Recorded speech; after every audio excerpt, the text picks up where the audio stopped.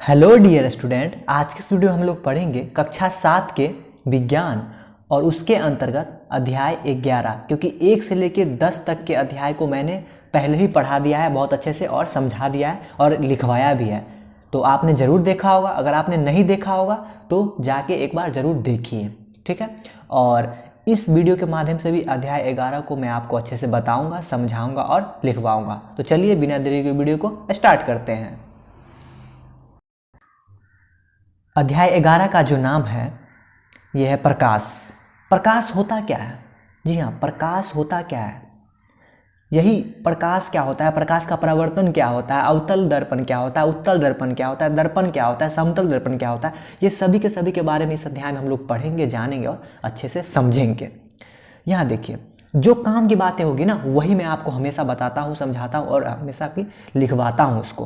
क्या है यहाँ देखिए, प्रकाश सरल रेखा के अनुदिश गमन करता है। जी हाँ बिल्कुल, आप इसको अगर स्पष्टीकरण चाहते हो तो कुछ नहीं कीजिए, एक पेपर लीजिए यानी कि सादा पेज लीजिए, उसको ऐसे करके अच्छा से मोड़ करके ऐसे फोल्ड बना लीजिए। यहाँ से दिखने लगेगा, इधर आर पार दिखने लगेगा और कहीं से भी इसको मोड़ दीजिए, यहाँ से मोड़ दीजिए, यानी कि अब नहीं दिखेगा। इससे क्या है, स्पष्ट हुआ कि प्रकाश एक सीधी सरल रेखा में क्या करती है, गमन करती है, बस यही है।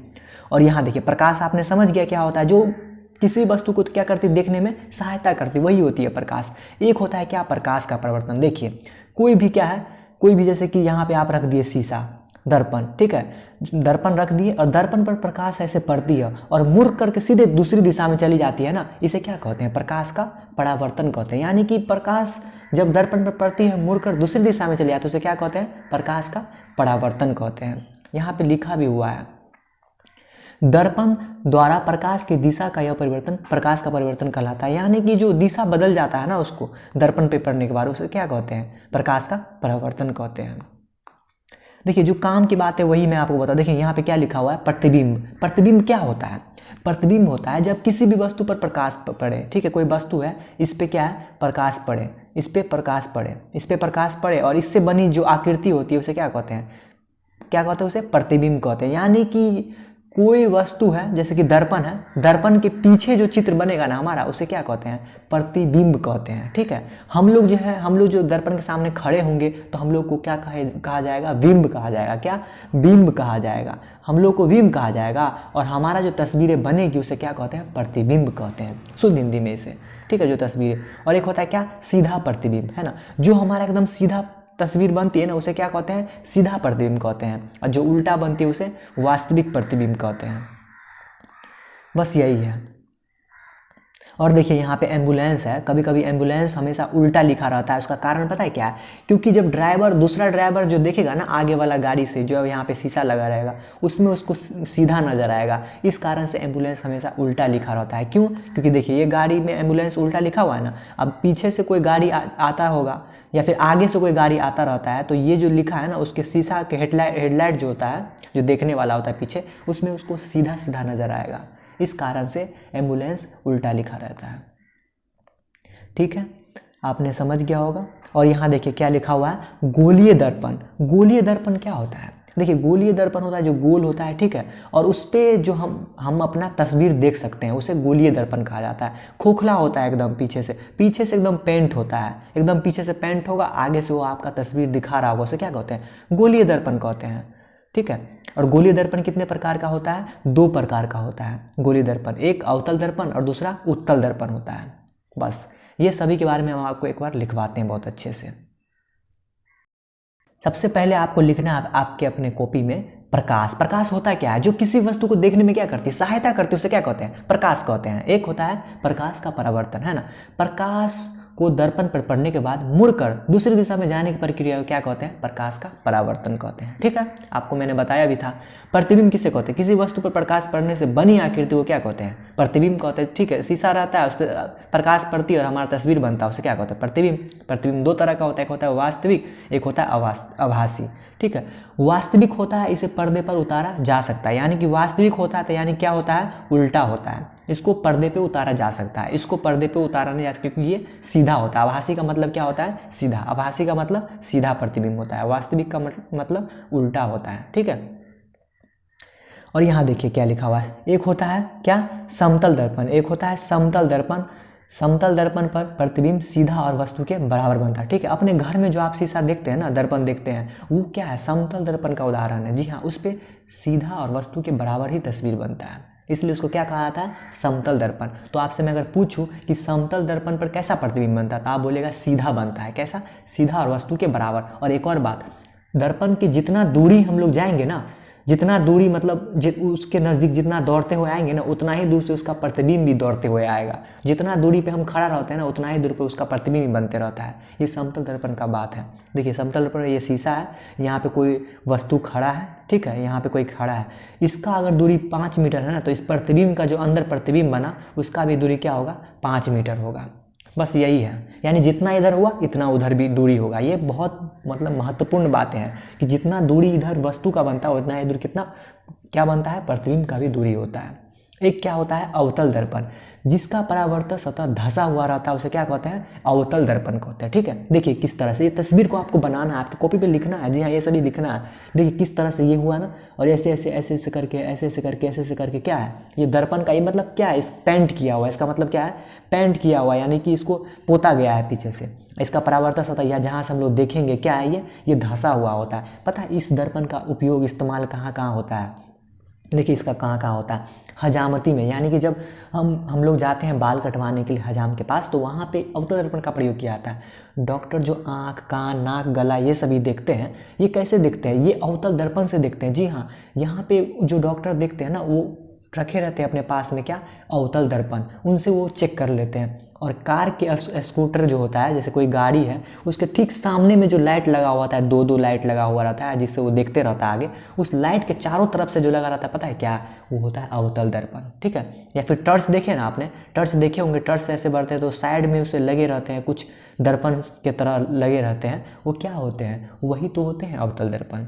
और एक क्या होता है, उत्तल दर्पण, जिसका परावर्तन सतह क्या है, देखिए क्या है, उभरा हुआ है, ऐसा ही दिख रहा है, उभरा हुआ है, देखिए किस तरह है, उभरा हुआ है। इसे क्या कहते हैं, इसे कहते हैं, एक मिनट रुकिए, इसे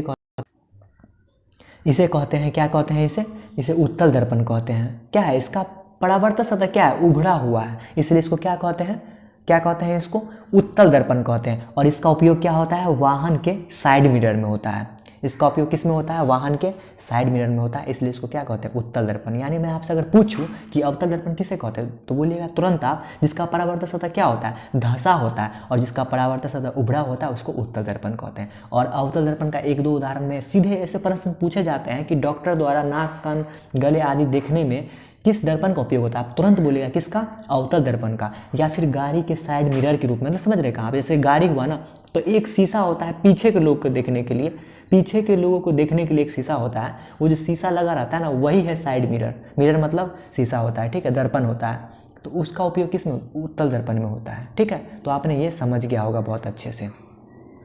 और देखते हैं किताब में क्या सब है। हाँ देखिए, आपके अपने किताब में कितना अच्छा से दिया हुआ है, किस तरह देखिए डॉक्टर देखते रहते हैं अवतल दर्पण का उपयोग करके। देखिए कैसे दांत को देखा जा रहा है, ये जो देख रहे हैं छोटा सा, ये छोटा सा क्या है, ये दर्पण है। जी हाँ, जो दिख रहा है छोटा सा, ये फंसाने वाला, ये क्या है, ये दर्पण है।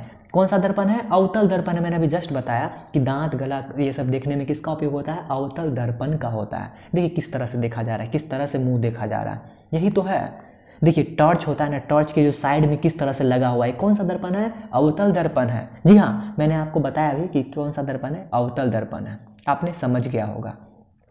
और मैंने बताया था ना कि उत्तल दर्पण का प्रयोग इसमें होता है, उत्तल दर्पण है, क्या है ये, उत्तल दर्पण है, साइड मिरर में हो रहा है ना, इसका मतलब क्या है, उत्तल दर्पण है। देखिए दर्पण का मतलब आपने समझ गया होगा कि दर्पण क्या होता है। दर्पण होता है जो क्या है, पीछे की वस्तु को या फिर सामने कोई वस्तु प्रकाश पड़े और उसका जो प्रतिबिंब बनता है ना, वही होता है दर्पण। ठीक है, दर्पण दो तरह का होता है, अवतल और उत्तल। जिसका परावर्तन सतह क्या होता है, धंसा हुआ अवतल है, जिसका उभरा हुआ हो क्या होता है, वो उत्तल होता है, जो मैंने अभी आपको लिखवाया था।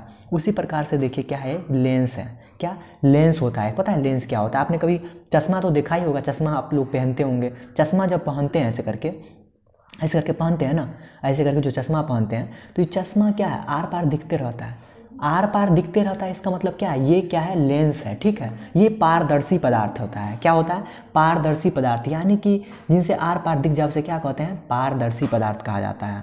ठीक है, तो आपने इस प्रकार समझ लिया कि लेंस क्या होता है। देखिए लेंस होता है कि कोई वस्तु आर पार दिख जाए, यानी कि उससे आर पार दिख जाए, है ना।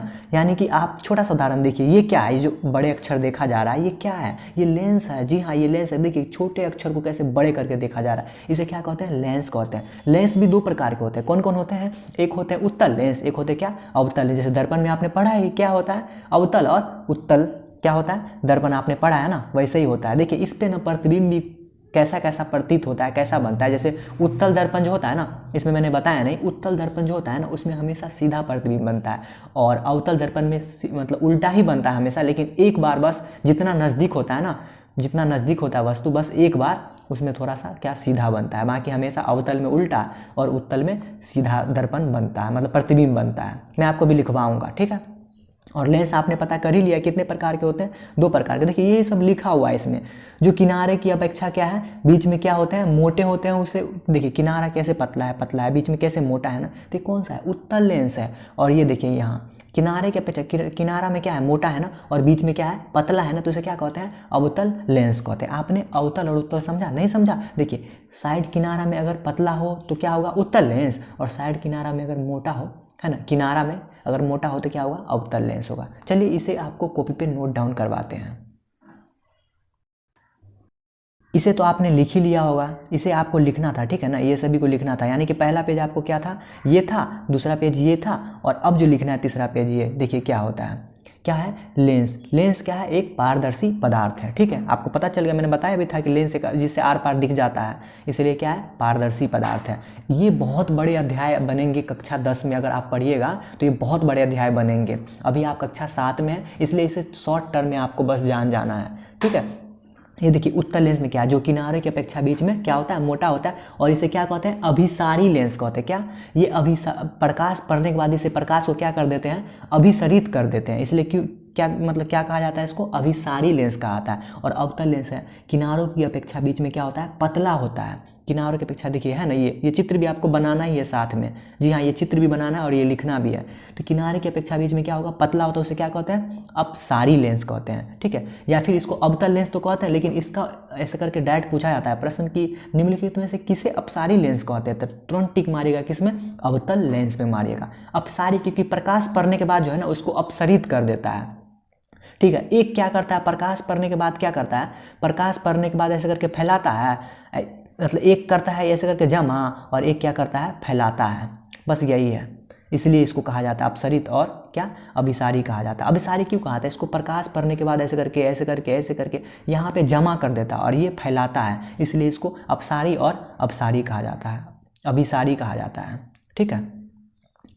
और ये लाइन आपको कॉपी पे फिर लिखा होना चाहिए। उसके बाद ये लिखना है कि अवतल दर्पण में वास्तविक तथा उल्टा प्रतिबिंब बनता है। जी हाँ, मैंने बता दिया वास्तविक प्रतिबिंब क्या होता है, जो उल्टा होता है, उल्टा बनता है यदि वस्तु अत्यंत निकट हो, यानी दर्पण के अत्यंत निकट हो तो क्या होगा, प्रतिबिंब सीधा बनेगा। बस एक कंडीशन में सीधा बनेगा। आपको ये समझना चाहिए कि अवतल दर्पण में कैसा चित्र बनता है, कैसा बनता है, वास्तविक तथा उल्टा बनता है, ठीक है। लेकिन अगर वस्तु नज़दीक हुआ तो क्या बनेगा, सीधा बनेगा। लेकिन उत्तल दर्पण में हमेशा हमेशा क्या बनेगा, वस्तु से छोटा और क्या बनेगा, सीधा प्रतिबिंब बनेगा। क्या बनेगा, सीधा। मैं आपसे अगर प्रश्न पूछूं कि अवतल में सीधा बनेगा कि उत्तल में, तो आप बोलेगा दोनों में बनेगा सीधा, लेकिन उल्टा किस में बनेगा, सिर्फ और सिर्फ अवतल दर्पण में उल्टा बनेगा। इसी प्रकार लेंस में भी देखिए, उत्तल लेंस में वास्तविक तथा उल्टा प्रतिबिंब बनता है यदि वस्तु अत्यंत निकट हो तो प्रतिबिंब हमेशा क्या बनेगा, सीधा बनेगा।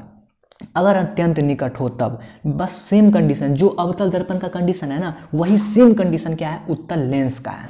और जो उत्तल दर्पण का कंडीशन है ना, वही सेम कंडीशन किसका है, अवतल लेंस का है। अवतल लेंस में भी कैसा प्रतिबिंब बनता है, हमेशा सीधा और वस्तु से छोटा बनता है। बस इसी को उल्टा करके आपको अच्छे से याद करना और समझना है। यदि मैं आपसे पूछूं कि अवतल में कैसा बनता है, अवतल दर्पण में, तो तुरंत बोलेगा कि कैसा बनता है, कैसा बनता है, उल्टा और कभी कभी सीधा भी बनता है, ठीक है। लेकिन उत्तल दर्पण में कैसा बनता है, हमेशा सीधा बनता है। उत्तल लेंस में कैसा बनता है, उल्टा भी बनता है वास्तविक, और सीधा भी बन सकता है, लेकिन अवतल लेंस में हमेशा सीधा बनता है। बस यही आपको जानना था, ठीक है। चलिए आपको किताब दिखाते हैं आप।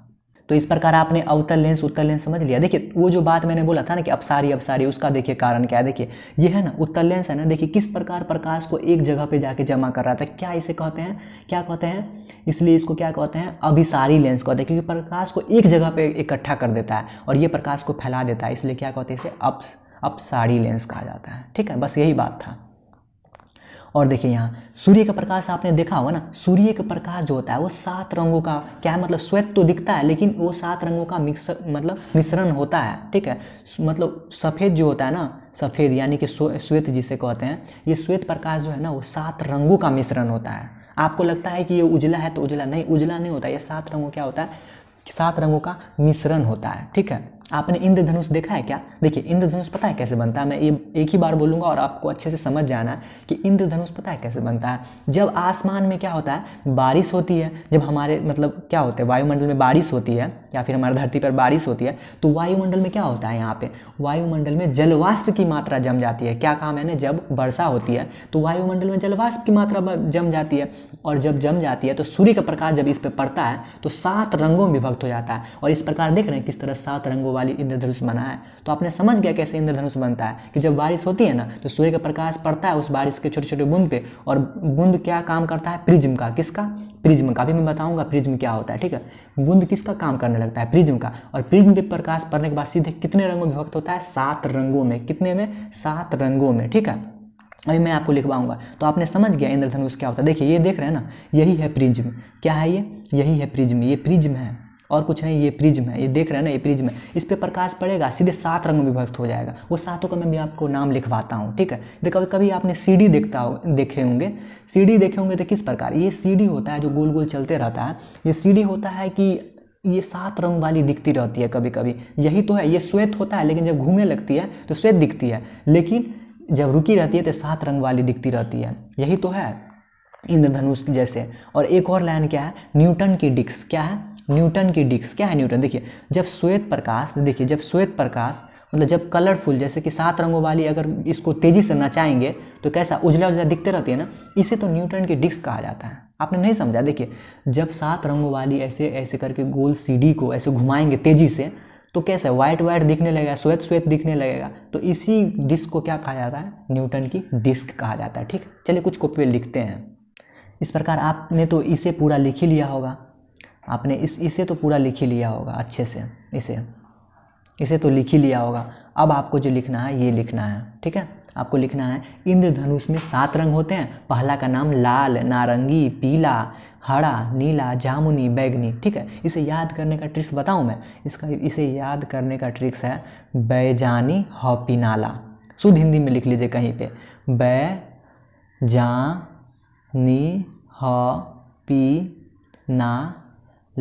ठीक है, ये क्या है, ये ट्रिक्स है याद करने का। बै से बैगनी, जा से जामुनी, नी से नीला, ह से हरा, पी से पीला, नौ से क्या है नारंगी, ना से, और ला से लाल। यानी कि ये 7 रंगों का ट्रिक्स है। आप चाहे तो कहीं पे लिख लीजिए कॉपी पे, याद करने में बहुत ही आसानी होगी। क्या है, बैजानी हॉपिनाला।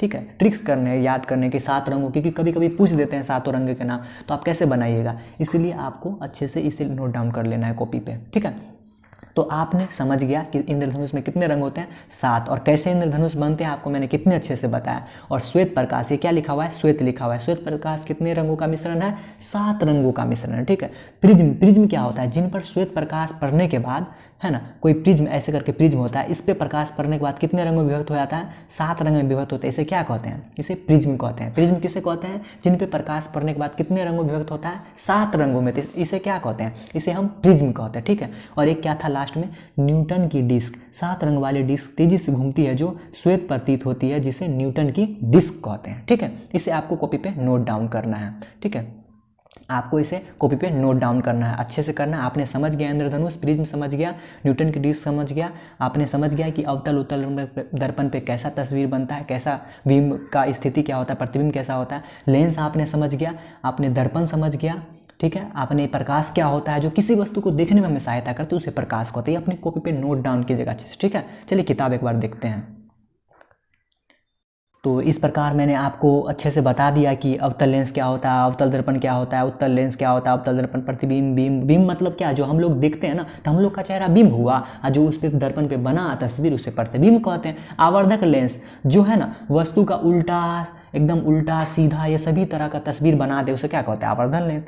प्रश्न क्या है? पश्च दृश्य दर्पण, यानी पीछे देखने वाला दर्पण को क्या कहता है? पश्च प्रिज्म आपने समझा, इंद्रधनुष समझा, वास्तविक पार्श्व दर्पण जो पीछे देखने वाले होते हैं, गोलीय दर्पण जो गोल होते हैं ना, उसके बाद क्या आभासी दर्पण, अभिसरित मैंने आपको बताया, अभिसरित जो प्रकाश को है ना अभिसरित कर देता है। एक क्या होता है? अपसरित होता है, उसे अपसारी लेंस कहते हैं। ठीक है, मैंने बताया था ये सभी के बारे में। तो इस प्रकार मैंने अपने स्तर से सभी के बारे में बहुत अच्छे से बताया, समझाया, इवन लिखवाया भी, आपको समझ भी आया होगा। आप अपने स्तर से इसे पढ़ने का पूरा प्रयास कीजिएगा।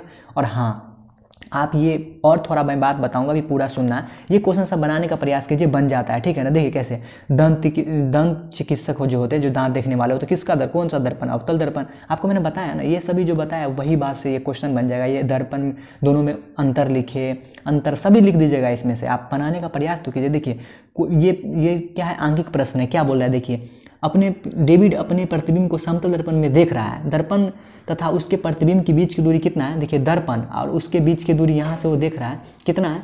4 मीटर है। ठीक है, 4 मीटर। यदि वो 1 मीटर आगे चलता है, यानी यहाँ तक वो आ गया, यानी अब कितना बचा? 3 मीटर बचा। तो दर्पण कितना, मतलब कितना प्रतिबिंब के बीच की दूरी कितना होगा? 3 मीटर। यानी जो बचा तो कितना हुआ था? 3 मीटर हुआ। इस प्रकार आप बनाने का प्रयास कीजिएगा, बन जाएगा। इसी प्रकार देखिए, कोई वस्तु 2 मीटर पर सेकंड के चाल से चल रही है, तो कितना मीटर पर सेकंड के चाल से उसका प्रतिबिंब बनेगी? आपको पता है ना, मैंने बताया उतना ही दूरी से चलती रहती है। और आगे देखिए और क्या लिखा हुआ है, थोड़ा सा बात होगा। देखिए यहाँ क्या लिखा हुआ है नीचे, आर्किमिडीज के बारे में लिखा हुआ है ना। अस्त्रों की भांति भी उपयोग में लाए जाते हैं। कहते हैं कि ग्रीक वैज्ञानिक क्या है? आर्किमिडीज ने लगभग 2000 साल पहले ऐसा कर दिखाया, जब रोमनों ने ग्रीक के समुद्र तट पर क्या है सरायाक्यूज सिसिली नामक नगर पर आक्रमण किया। तो आर्किमिडीज ने दर्शाए चित्र को, दर्पणों को किसी भी दिशा में घुमाया जा सकता है। इन्हें इस प्रकार से व्यवस्थित किया गया कि वे सूर्य प्रकाश को रोमन सैनिक के ऊपर परावर्तित कर सके। सूर्य का प्रकाश रोमन सैनिक पर क्या है? चौधिया गया। मतलब कि जब युद्ध हुआ ना, तो क्या किया, वो जिधर से वो सैनिक ऐसे गोली बारूद कर रहे थे ना, उधर ही वो शीशा लगा दिए। ठीक है, वो उधर ही वो शीशा लगा दिए। इससे क्या हुआ कि वो उसका आंख चौंधिया गए, और क्या हुआ, उन्हें खुद ही गोली खाना पड़ा, और इस प्रकार युद्ध में वो हार गए। बस यही था कि प्रकाश का परिवर्तन का देखिए कितना बड़ा उपयोग हो गया। ये वो पढ़े थे इसलिए तो बना दिए ना वो ऐसे। ठीक है ना? तो इस प्रकार आपने समझ गया। और हाँ, ये अंतिम अध्याय था। ठीक है, बाकी के जो 2 अध्याय वो अपने स्तर से पढ़िए, वो भी ठीक है, आप पढ़ने का प्रयास कीजिएगा। वो भी उतना नहीं है जितना ये महत्वपूर्ण था, उतना वो नहीं है। बस आप यहाँ तक के जितना मैंने पढ़ाया ना, सभी को लिख के अच्छे से अपने कॉपी पे नोट्स बनाइए, सभी को अच्छे से पढ़िए, और सभी को अच्छे से याद करके सभी के बारे में अगर आपसे कोई कुछ भी पूछे ना, तो तुरंत जवाब दीजिएगा। ठीक है, तो इस प्रकार से मैंने 7वां के जितने भी विज्ञान के अध्याय थे ना, सभी के सभी के बारे में पढ़ाया, समझाया और लिखवाया। आशा करता हूँ कि आपको जो मेरे 1 से लेके 11 तक के जितने भी अध्याय थे, जो मैंने भी वीडियो बनाया है, वो सभी आपको बहुत अच्छा लगा होगा। अगर बहुत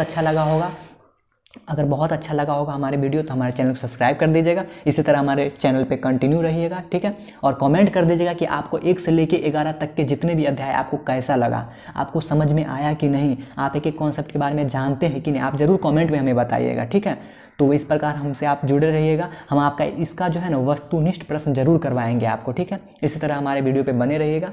मिलते हैं, तब तक के लिए धन्यवाद।